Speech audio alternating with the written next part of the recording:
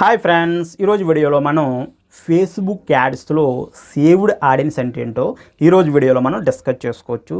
Friends, మీరు Facebook ads run చేస్తుంటే so audience selection అనేది చాలా ఇంపార్టెంట్. మీ యొక్క యాడ్ సక్సెస్ అవ్వాలా ఫెయిల్ అవ్వాలా అనేది మ్యాక్సిమం ఈ ఆడియన్స్ సెలెక్షన్ మీదే మీకు బేస్ అయి ఉంటుంది గురించి. సో మీరు ఈ ఆడియన్స్ సెలెక్షన్ అనేది చాలా క్లియర్గా చేయాలి. అదేవిధంగా మీరు ఈ సేవ్డ్ ఆడియన్స్ అంటే ఏంటి, కస్టమ్ ఆడియన్స్ అంటే ఏంటి, లుక్ లైక్ ఆడియన్స్ అంటే ఏంటో సో మీరు ఖచ్చితంగా తెలుసుకోవాలి.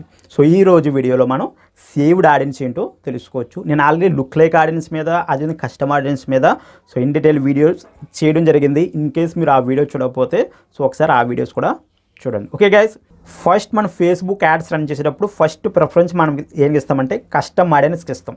సో మన దగ్గర కస్టమ్ ఆడియన్స్ అనే వాళ్ళు చాలా తక్కువ మంది ఉన్నారు. అటువంటి కేసులో మనం ఏంటంటే లుక్ లైక్ ఆడియన్స్కి వెళ్తాం.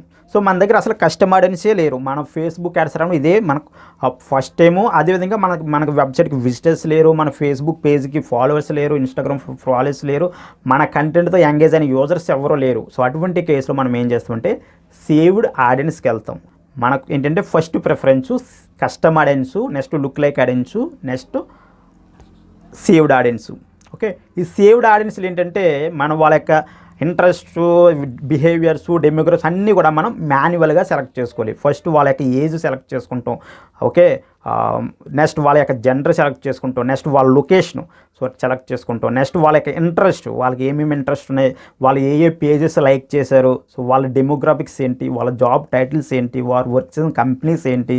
సో ఇలా మనకి ఫేస్బుక్లో డిఫరెంట్ సెట్టింగ్స్ ఉన్నవి. మనకి వాళ్ళు 3 సెక్షన్లుగా ఉంటాయి. మనకి ఏంటంటే ఒకటి డెమోగ్రాఫిక్స్, 2 ఇంట్రెస్ట్, 3 బిహేవియర్. ఇలా 3 సెక్షన్స్లో మనకి డిఫరెంట్ ఉంటాయి. వాళ్ళ జాబ్ ప్రొఫైల్స్ని బట్టి, వాళ్ళ వర్క్ చేసే ఇండస్ట్రీస్ని బట్టి, వాళ్ళకు ఉండే ఇన్కమ్ని బట్టి, నెక్స్ట్ వాళ్ళకుండే వాళ్ళ ఫ్యామిలీ బేస్ని బట్టి. సో ఈ విధంగా మనకి డిఫరెంట్ డీటెయిల్స్ తోటి డిఫరెంట్ సెట్టింగ్స్ అయితే ఉంటాయి. ఆ సెట్టింగ్స్ ద్వారా మనకు ప్రిఫర్ ఆడియన్స్ని మనం అన్ని క్లియర్గా సెలెక్ట్ చేసుకోవాలి. ఓకే, మీరు ఫేస్బుక్ యాడ్స్ రన్ చేసేటప్పుడు మీ దగ్గర కస్టమ్ డేటా లేకపోతే ఏంటంటే మీ యొక్క వెబ్సైట్కి విజిటర్స్ లేకపోయినా, లేకపోతే మీ పేజ్కి ఫాలోవర్స్ లేకపోయినా, మీ ఇన్స్టాగ్రామ్ ప్రొఫైల్కి ఫాలోవర్స్ లేకపోయినా, మీరు ఎంతముందు ఏ యాడ్స్ రన్ చేయకపోయినా, అదేవిధంగా మీ యొక్క ఫేస్బుక్ పేజ్లో ఏ వీడియోస్ పెట్టకపోయినా, అటువంటి కేసులో మీ దగ్గర కస్టమ్ ఆడియన్స్ డేటా అనేది ఉండే ఛాన్స్ లేదు. కాబట్టి అటువంటి కేసులోనే మీరు సేవ్డ్ ఆడియన్స్కి వెళ్ళండి. ఓకే, ఇన్ కేస్ మీ దగ్గర ఆల్రెడీ కస్టమ్ ఆడియన్స్ డేటా ఉందనుకోండి, ఫస్ట్ ప్రిఫరెన్స్ కస్టమ్ ఆడియన్స్కి ఇవ్వండి. సో నెక్స్ట్ మీ దగ్గర కస్టమ్ ఆడియన్స్ వెరీ తక్కువ ఉన్నారంటే, ఒక 1000 మెంబర్స్ లేకపోతే 2000 మెంబర్స్ ఉన్నారు. అటువంటి కేసులో మీరు ఏం చేస్తారంటే లుక్ లైక్ ఆడియన్స్ క్రియేట్ చేయండి. 1% 2% తోటి లుక్ లైక్ ఆడియన్స్ క్రియేట్ చేస్తే మనకు ఆడియన్స్ వస్తారు.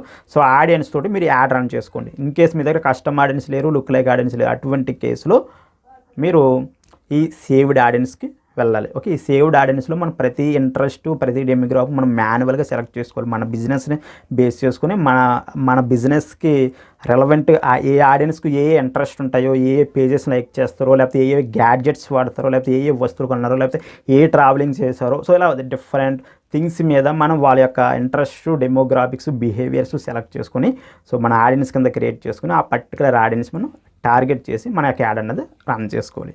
ఓకే, వన్స్ మీరు యాడ్ రన్ చేసిన తర్వాత మనకు కొంత డేటా అయితే వస్తుంది. మీకు ఆ పేజ్తో ఎంగేజ్ అయిన వారు, లేదా అదేవిధంగా మీరు ట్రాఫిక్ యాడ్ రన్ చేస్తే ఆ వెబ్సైట్కి విజిటర్స్, అప్పుడు మళ్ళీ 2-3 యాడ్లు మనం ఇలా సేవ్డ్ ఆడియన్స్తో రన్ చేసుకున్న తర్వాత మనకు కొంత కస్టమ్ డేటా అయితే వస్తుంది. సో వన్స్ ఆ కస్టమ్ డేటా వచ్చినప్పుడు మీరు కస్టమ్ ఆడియన్స్ని క్రియేట్ చేసుకొని సో అదే ఫస్ట్ మీరు యాడ్స్ 2-3-4 యాడ్లు రన్ చేసేటప్పటికి మీరు ఫుల్ డేటా అయితే వచ్చే ఛాన్స్ తక్కువ. సో కాబట్టి అప్పుడు మీరు ఏం చేయాలంటే ఈ కస్టమ్ ఆడియన్స్ తక్కువ ఉన్నారు గురించి అప్పుడు లుక్ లైక్ ఆడియన్స్ క్రియేట్ చేసుకుని లుక్ లైక్ ఆడియన్స్ ద్వారా మీరు యాడ్స్ అనేది రన్ చేసుకోవాలి. మీకు ఎప్పుడైతే కస్టమ్ ఆడియన్స్ మీకు ఒక 50,000, 1 lakh, ఒక 10,000, ఒక 20,000 ఈ విధంగా కస్టమ్ ఆడియన్స్ డేటా వచ్చింది అనుకోండి, అప్పుడు మీరు డైరెక్ట్గా కస్టమ్ ఆడియన్స్ తోటే మీరు మీ యొక్క ఫేస్బుక్ యాడ్స్ అనేది రన్ చేసుకోవచ్చు. ఓకే గైస్, సో ఇది కస్టమ్ సేవ్డ్ ఆడియన్స్ కోసం. సో మీరు ఆల్రెడీ కస్టమ్ ఆడియన్స్ కోసం, లుక్ లైక్ ఆడియన్స్ కోసం కూడా ఇన్ డీటెయిల్గా తెలుసుకోవాలనుకుంటే ఆల్రెడీ నేను వీడియోస్ చేయడం జరిగింది. సో ఆ యొక్క వీడియోస్, నా కాంటాక్ట్ డీటెయిల్స్ అన్నీ కూడా మీరు కింద డిస్క్రిప్షన్లో పొందొచ్చు. సో ఈ వీడియో నచ్చితే లైక్ చేయండి, షేర్ చేయండి. మీకు ఏమైనా డౌట్స్ ఉంటే కింద కామెంట్ తెలియజేయండి. ఇంకా ఈ ఛానల్ సబ్స్క్రైబ్ చేసుకోకపోతే ఇప్పుడే ఛానల్ సబ్స్క్రైబ్ చేసుకోండి. Okay guys, thank you.